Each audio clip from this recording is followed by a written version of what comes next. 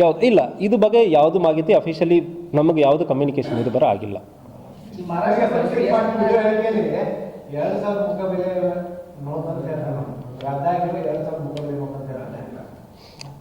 C ನಮಗೆ police ಕಮ್ಯುನಿಕೇಷನಲ್ಲಿ ಬಂದಿರೋದು ಏನಂದ್ರೆ SP ನಾಸಿಕ್ ಕಡೆಯಿಂದ ಬಂದಿರೋ ಕಮ್ಯುನಿಕೇಷನ್ ಓಲ್ಡ್ ನೋಟ್ಸ್ ಅಂದರೆ ಮೆನ್ಷನ್ ಮಾಡಿರ್ತಾರೆ.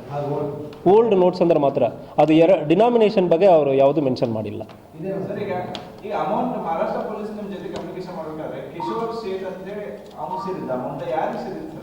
ಸಿ ಅದ್ರ ಬಗ್ಗೆ ಯಾವುದು ಮಾಹಿತಿ ಇಲ್ಲ. ನಿಮ್ಮ ಕಡೆ ಆ ಲೆಟರ್ನು ಕೂಡ ಶೇರ್ ಮಾಡ್ತೀವಿ. ಸಿ ಜನರಲಿ ಇದು ಇನ್ವೆಸ್ಟಿಗೇಷನ್ ಪರ್ಪಸ್ಗೆ ನಾವು ಇಷ್ಟು ದಿವಸ ನಾವು ವೆಯ್ಟ್ ಮಾಡುವುದಕ್ಕೆ ಇನ್ವೆಸ್ಟಿಗೇಷನಲ್ಲಿ ಯಾವುದು ಅಫೆಕ್ಟ್ ಆಗಬಾರ ಉದ್ದೇಶದಿಂದ ನಾವು ಕೆಲವೊಂದು ಇಂಥ ಇನ್ಫಾರ್ಮೇಷನನ್ನು ನಾವು ತುಂಬ ಶೇರ್ ಮಾಡಲ್ಲ, ಇದು ಇನ್ವೆಸ್ಟಿಗೇಷನ್ ಅಫೆಕ್ಟ್ ಆಗುತ್ತಂದ್ರೆ. ಬಟ್ ಈಗ ಇದು ನಾವೇನು ಮುಚ್ಚುತ್ತೀವಿ ಅಂದರೆ ಪ್ರಯತ್ನ ಮಾಡ್ತಾ ಇದೀವಿ ಅಂದರೆ ಯಾರು ಜನರಿಗೆ ಅಭಿಪ್ರಾಯ ಬಂದ್ಬಿಡಬಾರ್ದು. We want to clarify this issue. 100% income tax department ಮತ್ತು ED ಇಷ್ಟಕ್ಕೆ ಒಂದು ಹಣ ತೊಗೊಂಡು ಹೋಗೋದಕ್ಕೆ ಇಷ್ಟಕ್ಕೆ ಅಂದರೆ ಲಿಮಿಟ್ ಇದೆ. IT ಆ್ಯಕ್ಟ್ ಪ್ರಕಾರ ಲಿಮಿಟ್ ಇದೆ. ಅದಕ್ಕಿಂತ ಜಾಸ್ತಿ ತೊಗೊಂಡು ಹೋಗಬೇಕಾದ್ರೆ ಕಾರಣ ಇರಬೇಕು. ಸೊ ಅವಕಾಶನೂ ಇಲ್ಲ, ಆನ್ಲೈನ್ ಟ್ರಾನ್ಸಾಕ್ಷನಲ್ಲಿ ಆಗಬೇಕು. ಸೊ ಈ ವಿಚಾರದಲ್ಲಿ IT ಮತ್ತು ED ಕೂಡ ಇನ್ವಾಲ್ವ್ ಆಗ್ಬೋದು.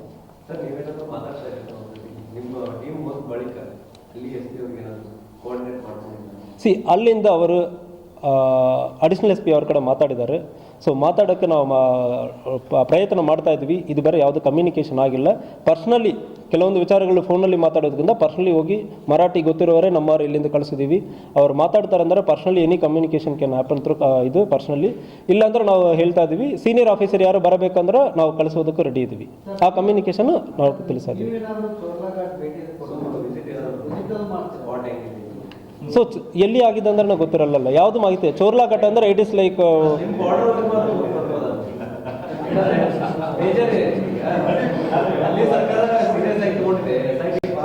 ಇಲ್ಲ, ನಾವು ಹೋಗ್ತೀವಿ. ಸಿ ಆ ಏರಿಯಾ ಅಟ್ಲೀಸ್ಟ್ ನೀವೀಗ ಹೇಳಿದಿರಲ್ಲ, ಅಟ್ಲೀಸ್ಟ್ ಚೆಕ್ ಪೋಸ್ಟ್ ಬೇಕಾಗುತ್ತಾ, ಅದ್ರ ಬಗ್ಗೆ ನಮ್ಮ ಜಾಗ್ರಫಿ ಅಂಡರ್ಸ್ಟ್ಯಾಂಡ್ ಮಾಡ್ಕೊಳ್ಳೋದಕ್ಕೆ ಅಟ್ಲೀಸ್ಟ್ ನಾನು ಹೋಗ್ತೀನಿ. ಈಗ ಪ್ರಪೋಸಲ್ ಇದೆ. ಈಗ ನೀವು ಒಳ್ಳೆ ಸಜೆಷನ್ ಕೊಟ್ಟಿದ್ದೀರಿ. ಚೋರ್ಲಾಘಾಟ್ ಕಡೆನೂ ನಾವು CCTV ಇನ್ಸ್ಟಾಲ್ ಮಾಡೋದಕ್ಕೆ ಒಂದು 400 ಕ್ಯಾಮ್ರಾಸ್ ಅಡಿಷನಲಿ ಪ್ರಪೋಸಲ್ ಬಂತು. ಅದರಲ್ಲಿ ಚೋರ್ಲಾಘಾಟ್ ಇನ್ಕ್ಲೂಡ್ ಮಾಡ್ತೀವಿ.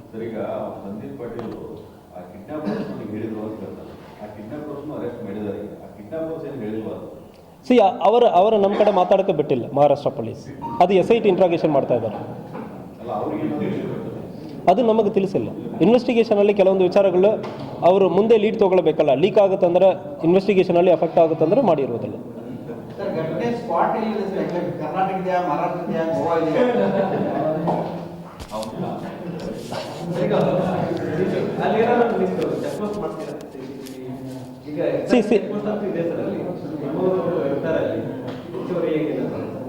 ಸಿ ಚೆಕ್ ಪೋಸ್ಟ್ ನಾವು ಸ್ಥಳ ನೋಡಿಕೊಂಡು ವೆದರ್ ಉದಾಹರಣೆಗೆ ಒಂದು ಎಕ್ಸಾಂಪಲ್ ಹೇಳ್ತೀನಿ.